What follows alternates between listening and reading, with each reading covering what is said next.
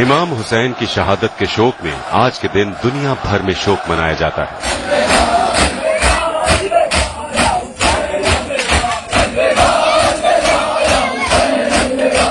امام حسین مسلمانوں کے پیغمبر محمد صاحب کے نواسے تھے جو کربلا کی جنگ میں اپنے 71 ساتھیوں کے ساتھ شہید ہوئے۔ محرم کیا ہے اور اسے کیوں منایا جاتا ہے، اس کے لیے ہمیں تاریخ کے اس حصے میں جانا ہوگا جب محمد صاحب کی موت کے بعد اسلام میں خلافت کا دور آیا، یعنی خلیفہ کا راج تھا۔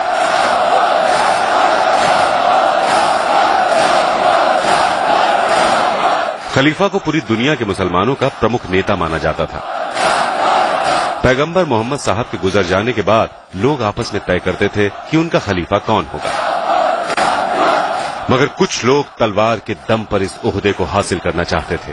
انہی میں سے ایک تھا سیریائی سلطان یزید ابن معاویہ، جس نے خود کو مسلمانوں کا خلیفہ گھوشت کر دیا اور لوگوں پر اسلام کے نام پر ظلم ڈھانے لگا۔ اور جب امام حسین نے اس کا وروध کیا تو یزید نے فرمان جاری کر کے پیغمبر محمد صاحب کے نواسے پر سمرتھن اور رضامندی کا دباؤ بنایا اور کہا اگر حسین راضی نہ ہوئے تو ان کا سر قلم کر دیا جائے گا۔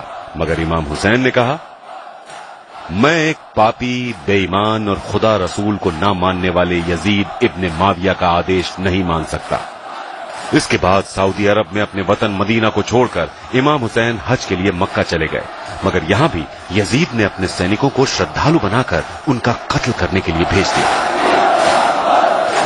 چونکہ مکہ میں خون خرابہ حرام ہے، لہذا جیسے اس بات کا پتہ امام حسین کو چلا تو انہوں نے اپنے پریوار اور قریبیوں کے ساتھ مکہ چھوڑ دیا، مگر یزید کی فوج نے انہیں عراق کے کربلا میں گھیر لیا۔ سن 680 عیسوی میں اردو کیلنڈر کے پہلے مہینے محرم کی 2 تاریخ کو امام حسین کربلا میں تھے اور یہاں انہوں نے یزید اور ان کی سینا کو اسلام کے صحیح معنی سمجھانے کی بہت کوشش کی، مگر وہ طاقت اور دولت کے نشے میں اس قدر چور تھا کہ نہیں مانا اور اس نے امام حسین کو الٹیمیٹم دیا کہ یا تو وہ یزیدی کی خلافت کا سمرتھن کریں یا جنگ کریں۔ حسین جنگ نہیں کرنا چاہتے تھے کیونکہ انہیں اپنے نانا محمد صاحب سے یہ سیکھ ملی تھی کہ اسلام جنگ کا نہیں محبت کا نام ہے۔ یزید نے امام حسین پر دباؤ بنانے کے لیے ان پر نہر سے پانی لینے کی پابندی لگا دی، جس سے حسین کے کنبے میں موجود چھوٹے چھوٹے بچے اور بوڑھے اور عورتیں پیاس سے تڑپ اٹھے۔ 3 دنوں تک انہیں بھوکا پیاسا رکھا گیا اور اسی حالت میں جبرن جنگ کرنے کے لیے مجبور کیا گیا۔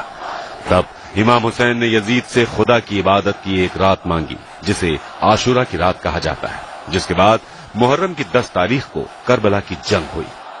ایک طرف یزید کی قریب 1 لاکھ کی فوج تھی تو وہیں دوسری طرف امام حسین کے کنبے میں صرف 72 ایسے لوگ تھے جو جنگ میں شامل ہو سکتے تھے، باقی یا تو مہلائیں تھیں، بچے تھے یا بیمار تھے۔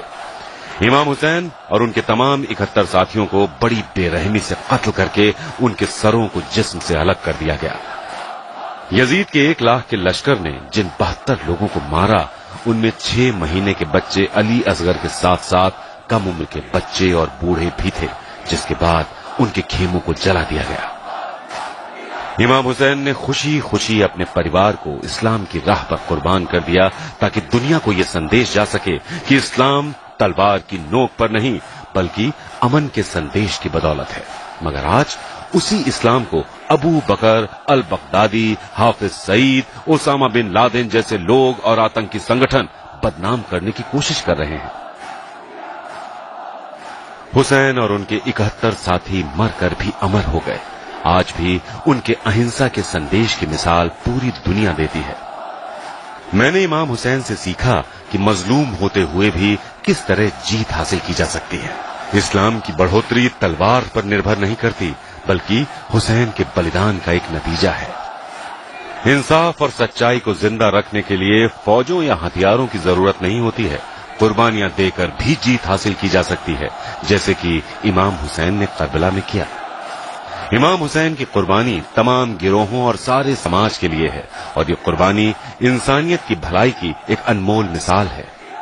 امام حسین کی قربانی کسی ایک ملک یا قوم تک سیمت نہیں ہے بلکہ یہ لوگوں میں بھائی چارے کا ایک اسیمت راجیہ ہے۔ اگرچہ امام حسین نے صدیوں پہلے اپنی شہادت دی لیکن ان کی پاک روح آج بھی لوگوں کے دلوں پر راج کرتی ہے۔ इमाम हुसैन और उनके साथियों पर हुई ज्यादतियों के गम को मनाने के लिए यूं तो हर मजहब के लोग शरीक होते हैं, जिनमें बच्चे, बूढ़े, जवान और औरतें सभी शामिल होते हैं। इस जुलूस में आशूरे के दिन की याद में ताजिए और अलम निकाले जाते हैं। करबला आज भी हुसैन के मानने वालों का सबसे बड़ा तीर्थ स्थल है, जहां मुहर्रम और अरबईन में करोड़ों की तादाद में जायरीन आते हैं। ब्यूरो रिपोर्ट, दिल्ली आज तक।